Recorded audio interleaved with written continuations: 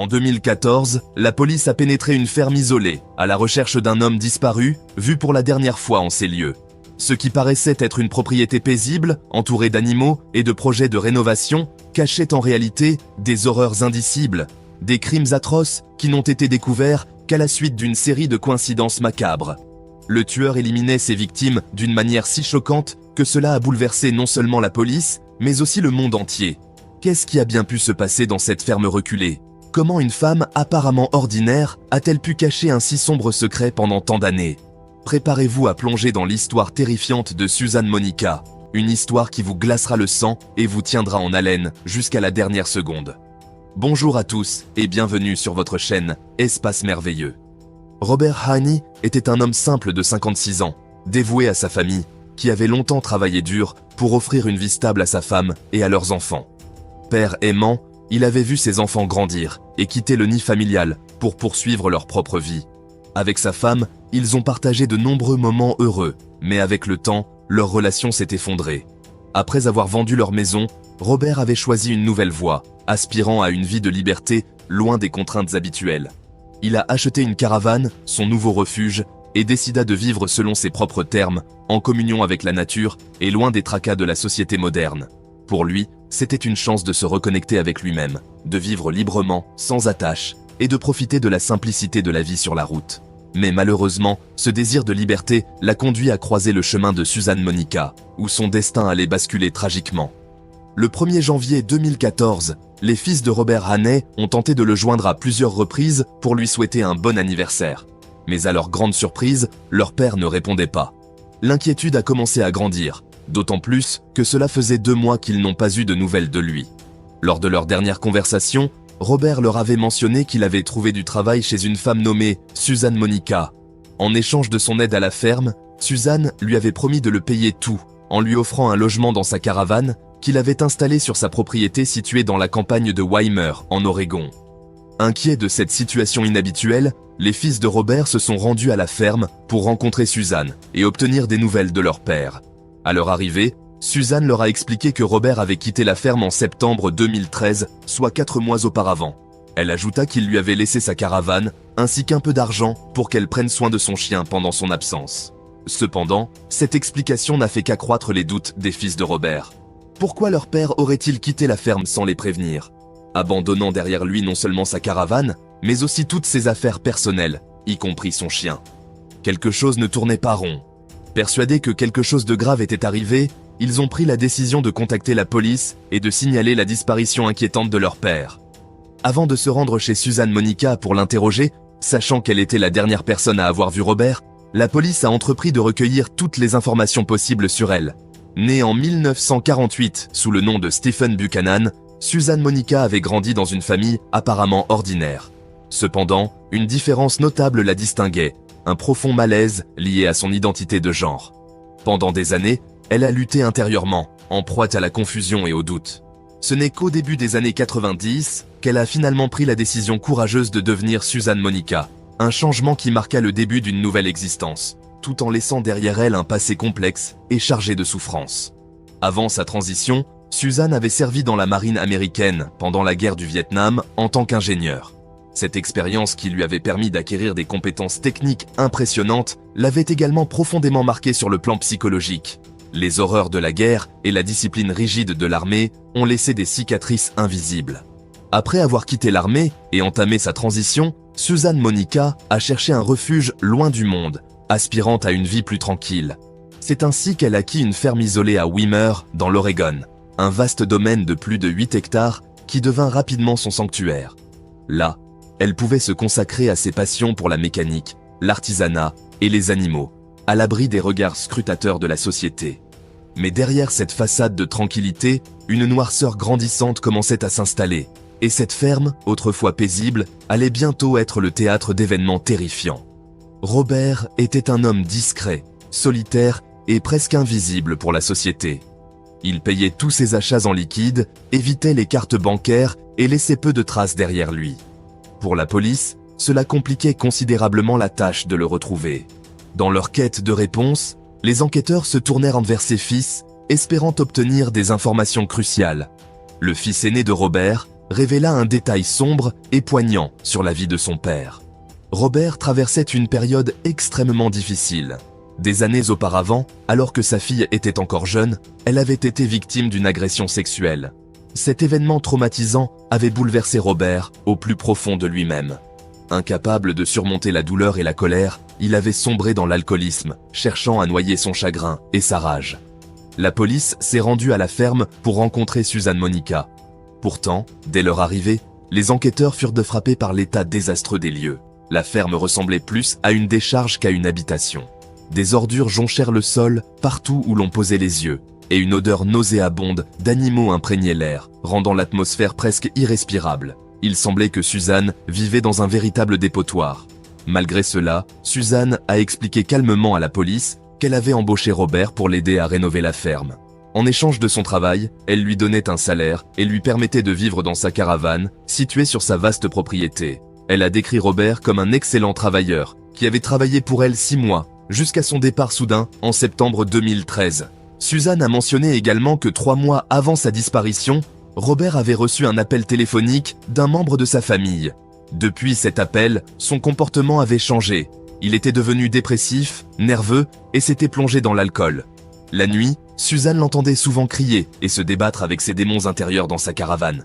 Ses propos faisaient écho aux révélations du fils aîné de Robert, qui avait expliqué que son père n'avait jamais surmonté l'impact de l'agression sexuelle dont avait été victime sa fille, un traumatisme qui avait brisé sa famille. Suzanne avait tenté de le calmer, l'encourageant à laisser derrière lui cette douleur et à arrêter de boire, mais ses efforts sont restés vains. Robert semblait plongé dans une spirale descendante. Puis, en septembre 2013, sans prévenir personne, Robert avait laissé sa caravane sur la propriété, ainsi qu'une petite somme d'argent pour que Suzanne s'occupe de son chien, et il avait quitté la ferme. Suzanne affirma ne plus jamais l'avoir revu depuis. Après avoir recueilli ces informations, les enquêteurs ont remercié Suzanne et quitté les lieux. Mais une question restait en suspens. Pourquoi un homme aussi marqué par la vie quitterait-il soudainement la seule stabilité qu'il avait trouvée sans prévenir personne, laissant derrière lui ses biens et son fidèle chien? La police a découvert que Robert possédait une carte de soutien social, une sorte de programme d'aide qui lui offrait des remises lors de ses achats dans certains magasins. Grâce à cette information, ils ont pu retracer l'utilisation de cette carte.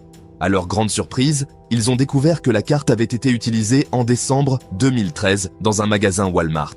Pour les enquêteurs, c'était une piste cruciale. S'ils pouvaient visionner les enregistrements des caméras de surveillance et voir Robert en train de payer avec cette carte, cela confirmerait qu'il était encore en vie plusieurs mois après sa supposée disparition en septembre. Avec cette nouvelle lueur d'espoir, la police s'est précipitée pour obtenir les vidéos de surveillance. Mais ce qu'ils y ont découvert a bouleversé le cours de l'enquête. Au lieu de voir Robert, c'est Suzanne Monica qu'ils ont vu sur l'enregistrement, utilisant la carte de soutien social de Robert pour effectuer des achats. Le 10 janvier 2014, armée de cette preuve accablante, la police a obtenu un mandat de perquisition pour fouiller la ferme de Suzanne Monica. Dès leur arrivée, ils l'ont confrontée à propos de l'utilisation de la carte de Robert. Suzanne, visiblement nerveuse, a d'abord paniqué sous la pression des interrogations. Elle a donné des explications confuses avant de finalement affirmer que Robert lui avait donné la permission d'utiliser sa carte pour profiter des remises lorsqu'elle achetait de la nourriture pour son chien. Cependant, cette explication laissait les enquêteurs sceptiques. Pourquoi Robert aurait-il confié un tel privilège à quelqu'un juste avant de disparaître mystérieusement, sans laisser la moindre trace derrière lui? Ils savaient qu'il fallait aller plus loin dans leurs investigations pour dévoiler la vérité terrifiante qui se cachait derrière les murs de cette ferme isolée. Suzanne Monica possédait une immense porcherie, un endroit où l'odeur insupportable des cochons envahissait toute la propriété, rendant l'air presque irrespirable. Lors de la perquisition de la ferme, les autorités ont été confrontées à une scène des plus terrifiantes. Sous une montagne d'ordures, à peine dissimulée, se trouvaient des restes humains. Après des analyses, ces restes ont été formellement identifiés comme étant ceux de Robert Haney. Convoquée pour un nouvel interrogatoire, Suzanne Monica a livré une version des faits qui a glacé le sang des enquêteurs. Selon elle, Robert avait été attaqué par ces cochons. Ces bêtes voraces s'étaient jetées sur lui, arrachant sa chair avec une brutalité inouïe. Au lieu d'intervenir pour sauver Robert, ou, au moins, tenter d'effrayer les cochons, Suzanne a pris une décision impensable. Elle a saisi son arme à feu, et selon ses dires, a mis fin à ses souffrances en lui tirant dessus, le tuant sur le coup. Suzanne affirmait qu'elle l'avait fait par pitié, prétendant que Robert était encore vivant alors que les cochons le dévoraient. et qu'elle ne pouvait supporter de le voir souffrir davantage. Cependant, ce récit glaçant ne s'arrête pas là. Plutôt que de contacter les autorités après ce drame, Suzanne a décidé de s'occuper du corps elle-même. Elle a expliqué qu'elle ne voulait pas de problèmes avec la police, comme si cela justifiait son choix de dissimuler le crime. Ce qui a laissé les enquêteurs sans voix, c'était la manière détachée avec laquelle elle racontait l'histoire. Suzanne décrivait les événements avec un sang-froid effrayant, allant jusqu'à dire qu'elle aurait agi de la même manière si l'un de ses cochons avait été blessé et souffrant. Face à ces révélations, la ligne entre la vérité et la folie semblait s'estomper. Les enquêteurs étaient désormais confrontés non seulement à une scène de crime, mais aussi à une réalité dérangeante où l'humanité semblait avoir disparu, remplacée par une froideur calculée qui dépassait l'entendement.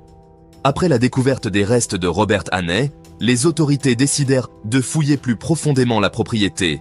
Ce qu'ils ont trouvé dépasse l'entendement. Dans un autre coin reculé de la ferme, sous des débris et des restes d'ordures, se trouvait le corps de Stephen Delicino.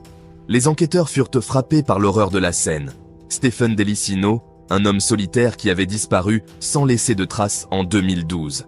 Ancien vétéran de l'armée, à la recherche d'un travail, il avait fini par trouver un emploi dans la ferme isolée de Suzanne Monica. Là, il espérait recommencer sa vie, mais après quelques mois, Stephen cessa subitement de donner des nouvelles et sa disparition passa presque inaperçue. Personne ne se doutait que son sort tragique resterait caché pendant des années, enfoui dans l'obscurité de cette ferme. Suzanne a raconté aux enquêteurs que Delicino a tenté de l'agresser, brandissant un pistolet avec une intention meurtrière. Dans un moment de terreur, Suzanne prétend avoir agi en état de légitime défense, prenant une arme à feu et tirant sur lui pour sauver sa propre vie. Mais l'horreur ne s'arrêtait pas là. Après qu'elle a tiré, Delicino aurait succombé à ses blessures, son corps sans vie tombant sur le sol de la ferme. C'est alors que le cauchemar prit une tournure encore plus sinistre. Les cochons de Suzanne, affamés et féroces, se seraient attaqués au corps de l'homme, dévorant ce qui restait de lui. Plutôt que de signaler cet événement macabre aux autorités, Suzanne, par peur des répercussions légales, et peut-être pour protéger les sombres secrets de sa ferme, elle choisit de dissimuler la mort de Stephen.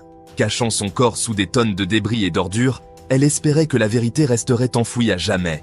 Ce geste, motivé par la peur ou par quelque chose de bien plus sinistre, ajouta une couche supplémentaire à l'horreur qui enveloppait sa propriété, laissant les enquêteurs et le monde entier stupéfaits par l'ampleur de sa cruauté. Le procès de Suzanne Monica a commencé en 2015. Au cours des audiences, Suzanne a admis avec une froideur glaçante qu'elle avait tué Robert Hannay et Stephen Delicino. Elle a expliqué ses actes avec un détachement inquiétant, affirmant que c'était une question de nécessité. Les témoins ont décrit Suzanne Monica comme une personne calculatrice, capable de dissimuler sa vraie nature derrière une façade de respectabilité. Les procureurs ont brossé le portrait d'une femme sans remords, qui n'a jamais exprimé de regrets pour les vies qu'elle a prises. Pendant le procès, Suzanne a souvent montré peu d'émotion, comme si les événements qu'elle décrivait ne la concernaient pas personnellement. Le jury, horrifié par les témoignages et les preuves présentées, a rapidement rendu un verdict de culpabilité. Suzanne Monica a été condamnée à 2 peines de prison à perpétuité sans possibilité de libération conditionnelle. Mais malgré la condamnation, de nombreuses questions restent sans réponse. Combien d'autres victimes pourrait-elle avoir fait disparaître dans le silence de sa ferme isolée ? Pensez-vous que Suzanne Monica est une tueuse en série ? Quoi qu'il en soit, son histoire reste l'une des plus troublantes de l'histoire criminelle récente. Si vous avez regardé la vidéo jusqu'à la fin, n'oubliez pas de mettre un pouce bleu et de partager vos théories dans les commentaires. Merci pour votre soutien et à très bientôt.